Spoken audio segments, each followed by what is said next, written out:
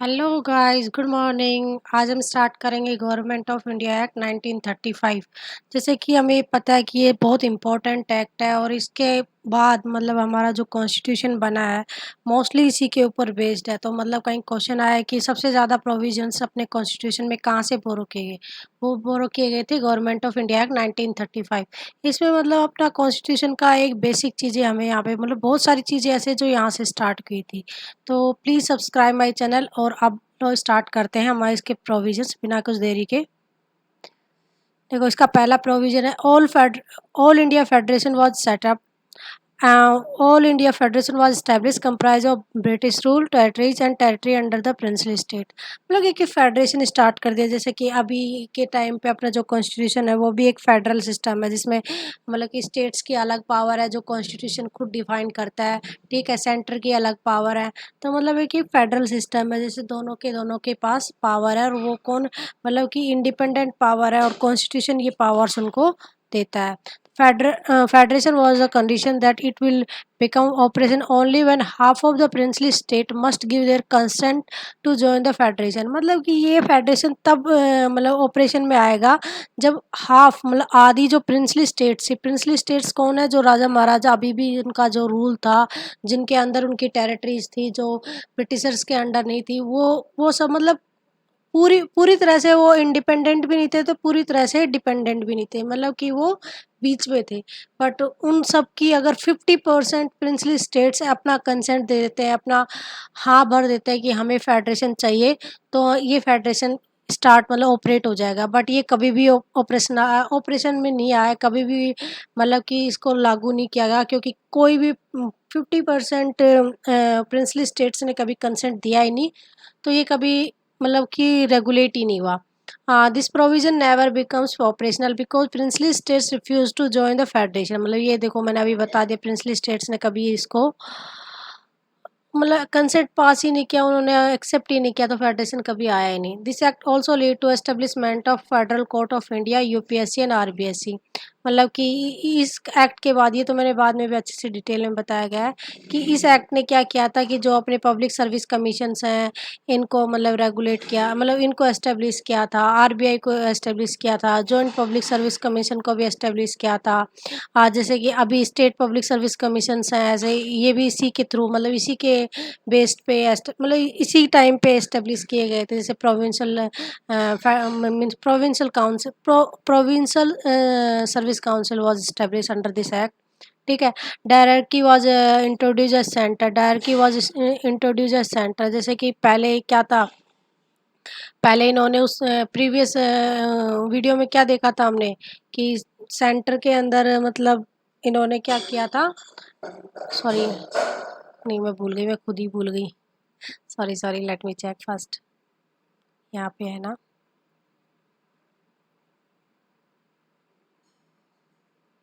एक मिनट ना। हाँ, bicameralism was introduce at the central level. Central level पे क्या बाइकैमरलिज्म स्टार्ट हुआ था। और हाँ, dyarchy was also started from this at provincial level. And मतलब कि डायरकी यहाँ पे स्टार्ट किया था, introduce the dyarchy at provinces and it means rule of two, executive and councillor, executive councillor and popular ministers. ये चीज़ देखी ना थी ना हमने कल। तो आज के इस वीडियो में क्या कि पहले इन्होंने कहाँ पे इस्टेब्लिश की थी, प्रोविंसेस में। अब इन्होंने कहाँ इस्टेब्लिश कर दी, सेंटर में। ठीक है। ये प्रीवियस क्लासेस की वीडियोस है, वो लेक्चर, ओ सॉरी नोट्स है।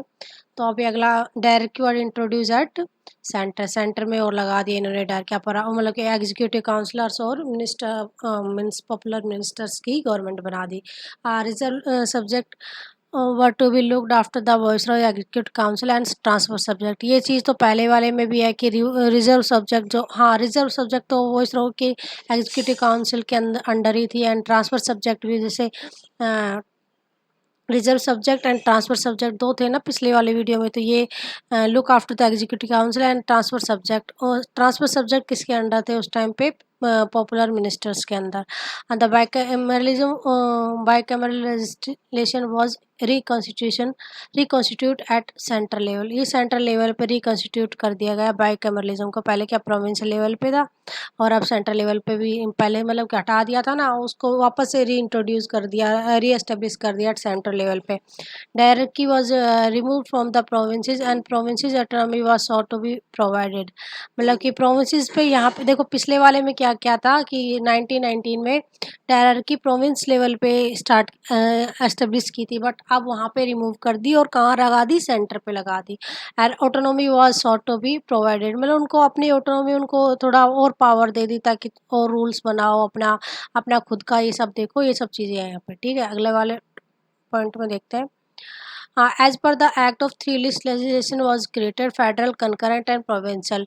मतलब कि 3 लिस्ट बना दी, पहले तो 2 ही लिस्ट ही, ट्रांसफर और रिजर्व लिस्ट, अभी 3 बना दी, फेडरल, कंकरेंट एंड प्रोविंशियल। देखो अभी के टाइम पे, अभी करंट सिनेरियो के अकॉर्डिंग देखें तो फेडरल कौन सी है, मतलब कि जो स्टेट लिस्ट है, सॉरी फेडरल तो होगी, फेडरल तो होगी यूनियन लिस्ट। कंकरेंट लिस्ट तो अभी भी कंकरेंट लिस्ट है, जो दोनों के बीच में, मतलब कि दोनों के पास पावर होती है उसके ऊपर लॉ बनाने का। फेडरल फेडरल के अंदर ओनली यूनियन के पास पावर है कि वो उसमें लॉ बनाए, और कंकरेंट दोनों के पास। और प्रोविंशियल जैसे अभी के टाइम पे स्टेट लिस्ट है, वैसे वहाँ उस टाइम पे प्रोविंशियल लिस्ट थे। Residuary powers given to the viceroy. Viceroy को रेजिडियरी पावर, मतलब जो इन तीनों लिस्ट में जो डिफाइन नहीं है, वो सारी की सारी पावर किसके पास होंगी, वॉइसरॉय के पास। उनके ऊपर वॉइसरॉय लॉ बना सकता है। जैसे इस टाइम पे क्या है, जो रेजिडियरी पावर्स हैं वो किसके पास है, सेंटर के पास। ठीक है, it provided bicameralism in 6 out of the 11 state, मतलब 6 स्टेट आउट ऑफ 11 स्टेट में 6 स्टेट्स के पास इन्होंने क्या कर दी, पावर दे दी।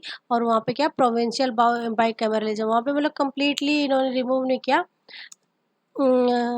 और 6 स्टेट्स में इन्होंने बाइकैमरलिज्म, मतलब 2 हाउस की गवर्नमेंट बना दी, जैसे Bengal, Bihar, Assam, Madras, Bombay and United Provinces उस टाइम पे, मतलब कि ये देख लो कि जो अभी के टाइम पे उत्तर प्रदेश है, उसी का मतलब थोड़ा बहुत एरिया इधर उधर करके, मतलब मैं बेसिकली जैसे अभी का यूपी है उसको मान लो। ठीक है, it extends the communal representation by the providing separate electoral for the depressed class and women and labor।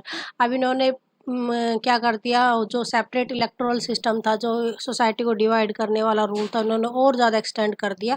और वो किसके ऊपर अब अलाउ कर दिया, डिप्रेस क्लासेस को भी, और वुमेन को भी, और लेबर को, इन सबको इन्होंने क्या कर दिया, अलाउ कर दिया। ठीक है, इनको और दे दी इन्होंने, मतलब कि separate electoral system.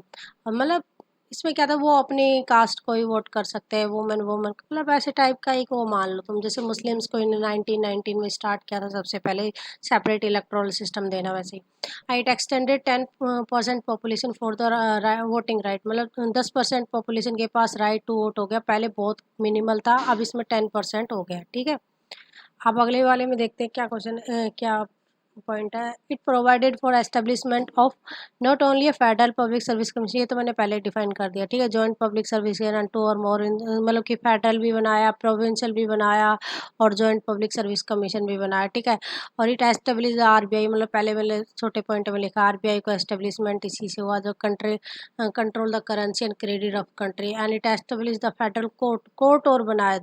Federal court कब से स्टार्ट किया, जैसे फेडरल कोर्ट क्या होता है, जैसे अपने स्टेट लेवल पे, स्टेट हाई कोर्ट हो गया, जैसे कोई भी मान लो Kolkata, sorry Kolkata, Bombay, Madras high courts, all the things are based on the territorial boundary of there of these courts are like for the states only, है ना।